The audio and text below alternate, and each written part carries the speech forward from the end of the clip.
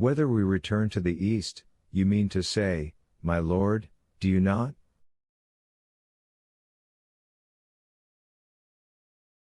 My child, returned Monte Cristo, you know full well that whenever we part, it will be no fault or wish of mine, the tree forsakes not the flower falls from the tree.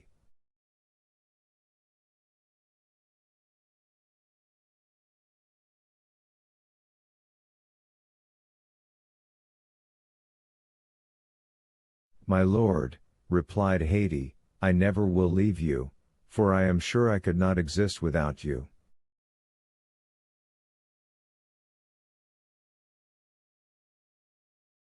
My poor girl, in 10 years I shall be old, and you will be still young.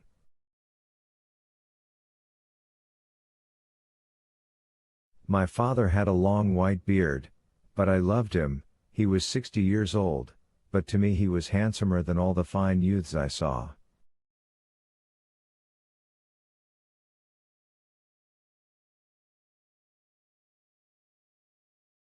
Then tell me, Haiti, do you believe you shall be able to accustom yourself to our present mode of life?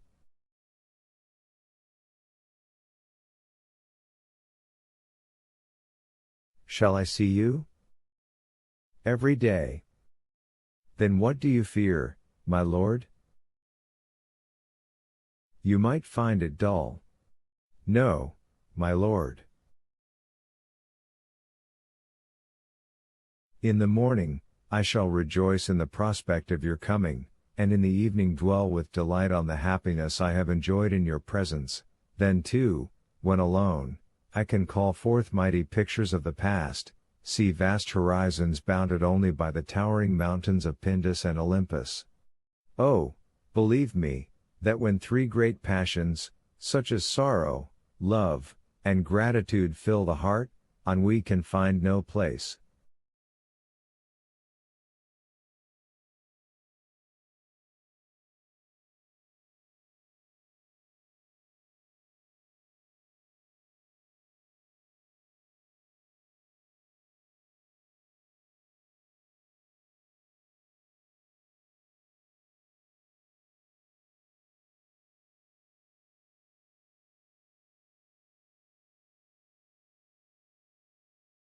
You are a worthy daughter of a Pyrrhus, Haiti, and your charming and poetical ideas prove well your descent from that race of goddesses who claim your country as their birthplace.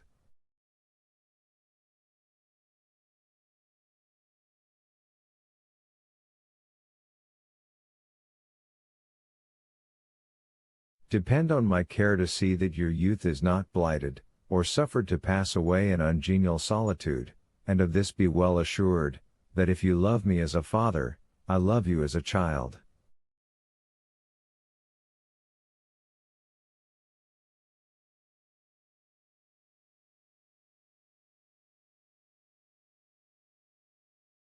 You are wrong, my lord.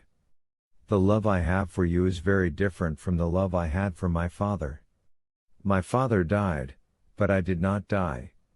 If you were to die, I should die too.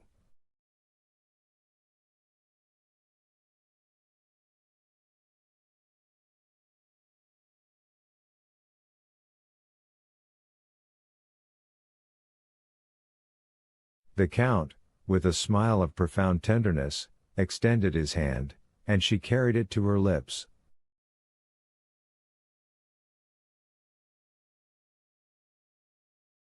Monte Cristo, thus attuned to the interview he proposed to hold with Morel and his family, departed, murmuring as he went these lines of Pindar.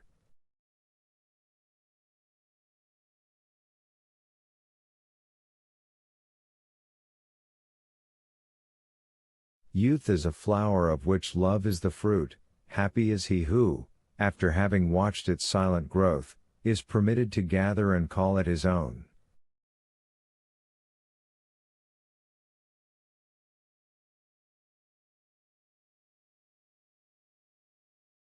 The carriage was prepared according to orders, and stepping lightly into it, the Count drove off at his usual rapid pace.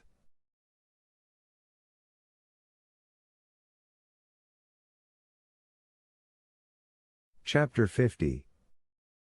The Morel Family. In a very few minutes the Count reached number 7 in the Rue Meslay.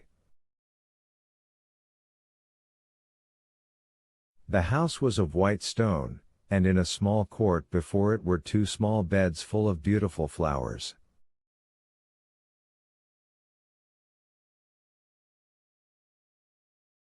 In the concierge that opened the gate the Count recognized Cockleys, but as he had but one eye, and that I had become somewhat dim in the course of 9 years, Cockleys did not recognize the Count.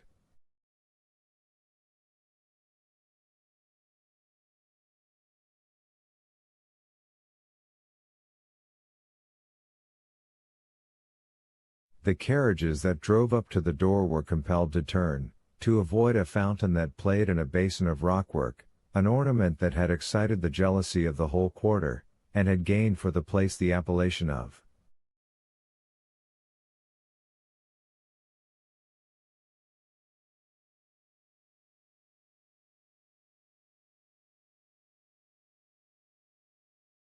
the Little Versailles. It is needless to add that there were gold and silver fish in the basin. The house, with kitchens and cellars below, had above the ground floor 2 stories and attics.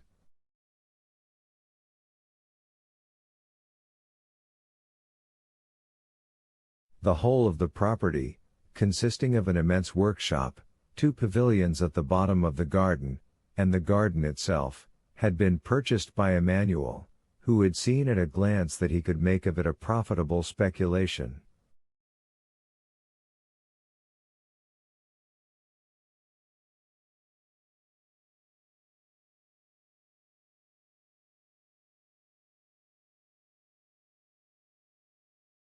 He had reserved the house and half the garden, and building a wall between the garden and the workshops, had let them upon lease with the pavilions at the bottom of the garden. So that for a trifling sum he was as well lodged, and as perfectly shut out from observation, as the inhabitants of the finest mansion in the Faubourg Saint-Germain.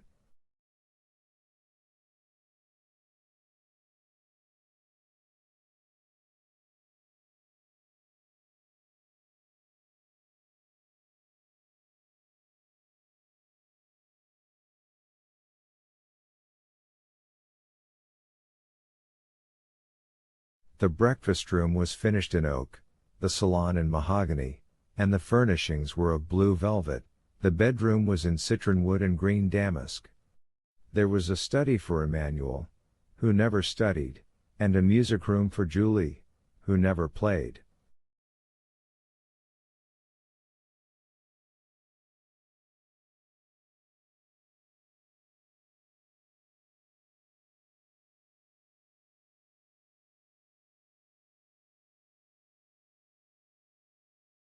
The whole of the second story was set apart for Maximilian.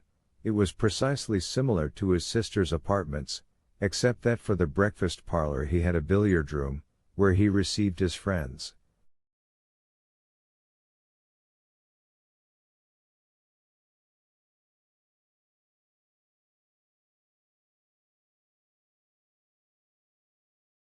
He was superintending the grooming of his horse, and smoking his cigar at the entrance of the garden, when the Count's carriage stopped at the gate.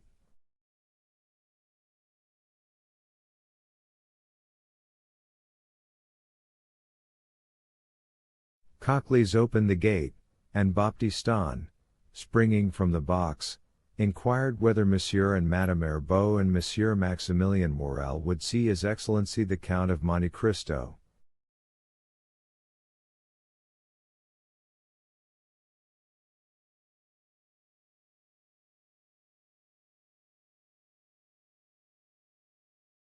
The Count of Monte Cristo? Cried Morel, throwing away his cigar and hastening to the carriage. I should think we would see him.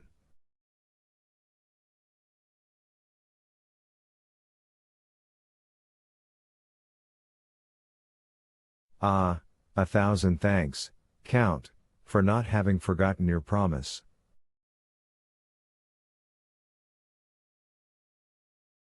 and the young officer shook the Count's hand so warmly, that Monte Cristo could not be mistaken as to the sincerity of his joy, and he saw that he had been expected with impatience, and was received with pleasure.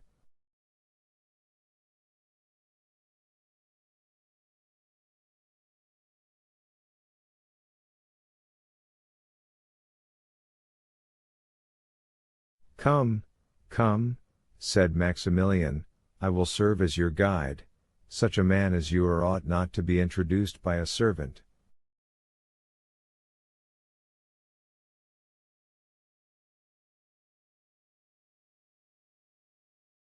"My sister is in the garden plucking the dead roses, my brother is reading his two papers, the Presse and the Debats, within 6 steps of her, for wherever you see Madame Herbeau, you have only to look within a circle of 4 yards and you will find M. Emmanuel, and reciprocally, as they say at the Polytechnic School."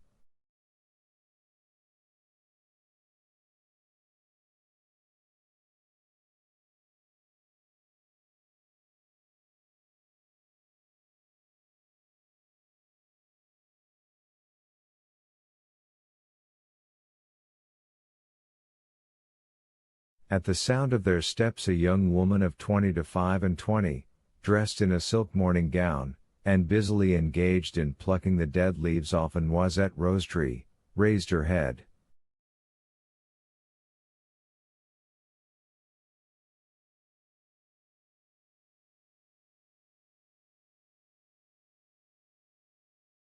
This was Julie, who had become, as the clerk of the house of Thomson and French had predicted, Madame Emmanuel Herbeau.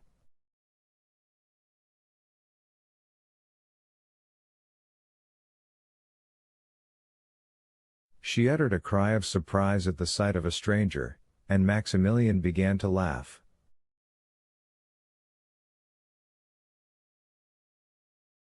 "Don't disturb yourself, Julie," said he. "The Count has only been 2 or 3 days in Paris, but he already knows what a fashionable woman of the Marais is, and if he does not, you'll show him."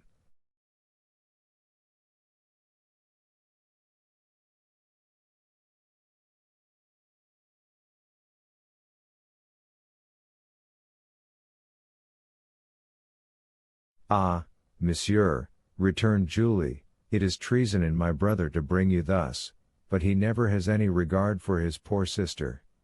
Penelon, Penelon."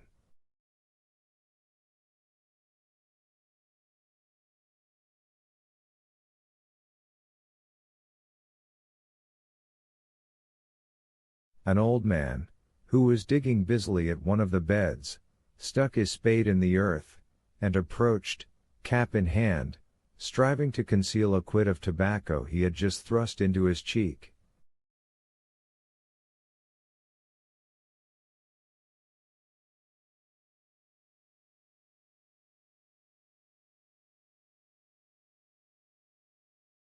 A few locks of grey mingled with his hair, which was still thick and matted, while his bronzed features and determined glance well suited an old sailor who had braved the heat of the equator and the storms of the tropics.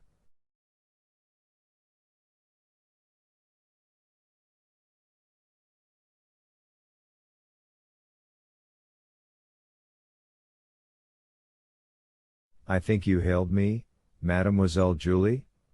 said he. Penelon had still preserved the habit of calling his master's daughter Mademoiselle Julie, and had never been able to change the name to Madame Herbeau.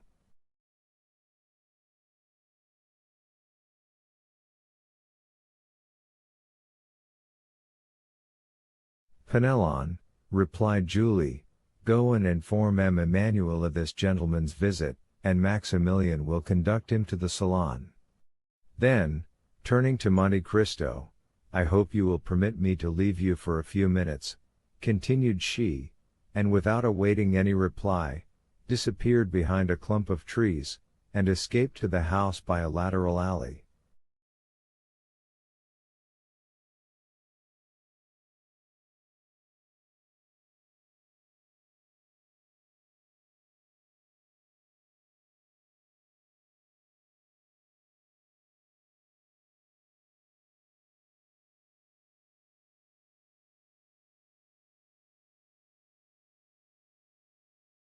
I am sorry to see, observed Monte Cristo to Morel, that I cause no small disturbance in your house.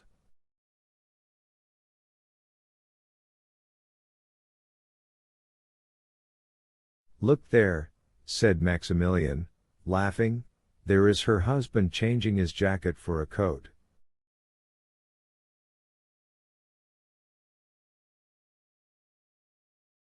I assure you, you are well known in the Rue Meslay.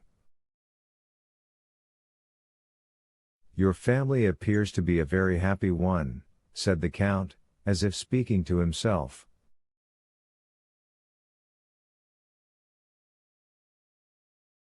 Oh, yes, I assure you, Count, they want nothing that can render them happy, they are young and cheerful, they are tenderly attached to each other, and with 25,000 francs a year they fancy themselves as rich as Rothschild.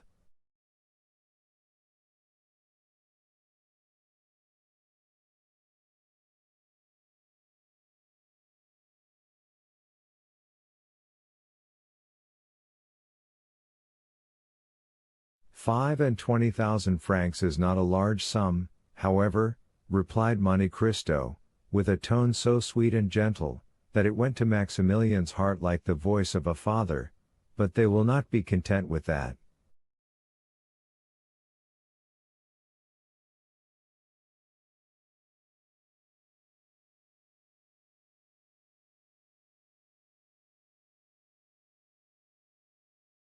Your brother-in-law is a barrister?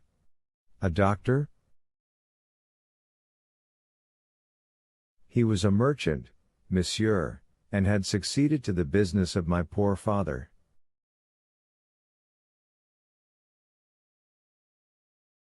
M. Morel, at his death, left 500,000 francs, which were divided between my sister and myself, for we were his only children.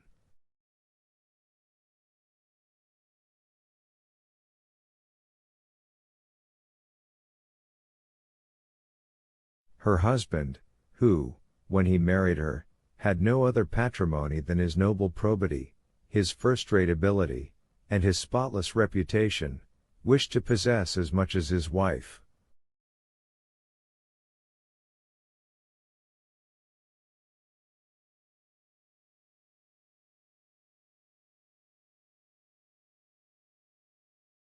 He labored and toiled until he had amassed 250,000 francs, 6 years sufficed to achieve this object.